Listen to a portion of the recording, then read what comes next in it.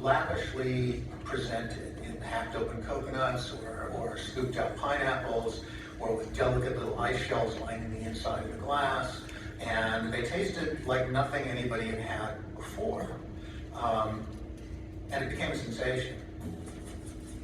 Having spent some time in Jamaica, and the smell of Jamaica rum was always in my nostrils, I developed rum drinks.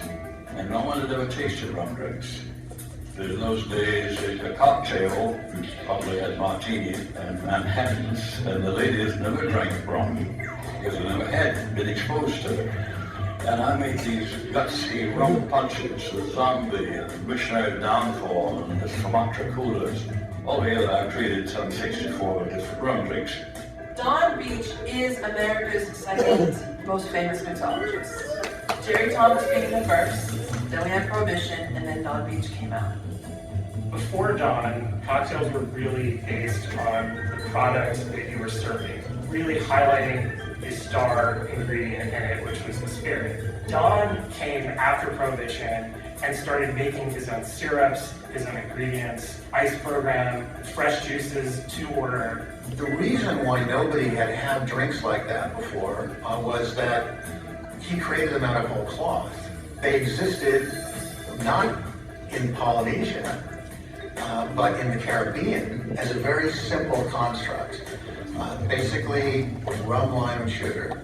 And the 200-year-old rhyme that was the Planter's Punch recipe in Jamaica, 1 of sour, 2 of sweet, 3 of strong, 4 of weak. And that was as complicated as most drinks got in the Caribbean. He took that 1 of sour, 2 of sweet, 3 of strong, 4 of weak, and flipped it on its head. So when we say 1 of sour, they had lime. Donn realized lime and or lemon and or grapefruit or a combination, that's all sour. Blending multiple juices together in different proportions to kind of highlight acidity and maybe mask acidity. Sweet, it's not just sugar. It could be a dark sugar, it could be a light sugar, it could be honey, it could be agave, it could be maple syrup.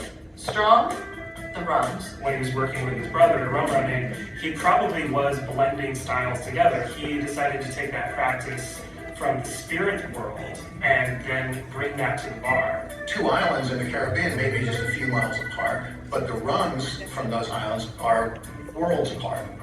Prior to Donn Beachcomber, like, who was combining different spirits and creating something that had more volume or texture as a result? He knew the intricacies and the complexities of different styles of rum and was able to incorporate them together to make something that was better than he could get in one bottle. And Donn didn't stop there. Even the weak got the Beachcomber treatment. The type of ice, the shape of ice, the amount of ice, you measured your ice in these cocktails. And the way that they make drinks in the Caribbean is you stick a swizzle stick, put that in your glass, and you go up and down, side to side, and you agitate the drink until it's nice and cold, and then you're done. Well, what Donn had at his disposal was the Marvel superhero version of that. The space age technological breakthrough was the electric blender. Donn was an early adopter of that in mixology. For 3 to 5 seconds, you have that blade which instantly chilled the drink and instantly diluted just as much of that ice as he wanted diluted to balance out all those flavors and aerated the drink and gave it a mouthfeel that shaking or swizzling manually couldn't do.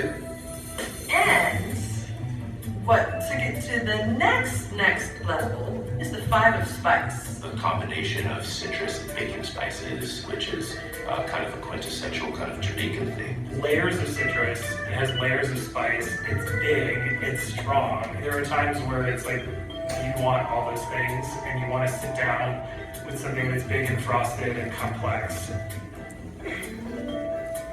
He's the inventor of the craft cocktail.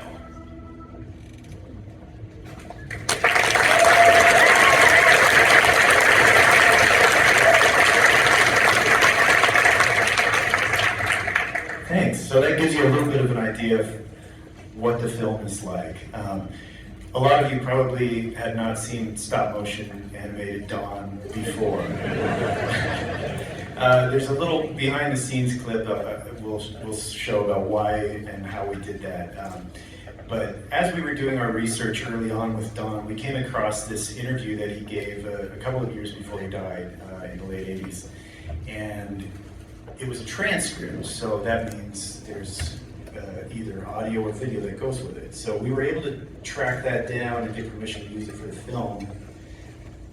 And Donn is so charismatic and so fun to listen to, we thought we really needed to see him on camera. And that's why we went with this approach of including Donn in the movie. So as you can see, the film is close. We're doing final animation, final sound, final color, and all of that stuff over the next few weeks here.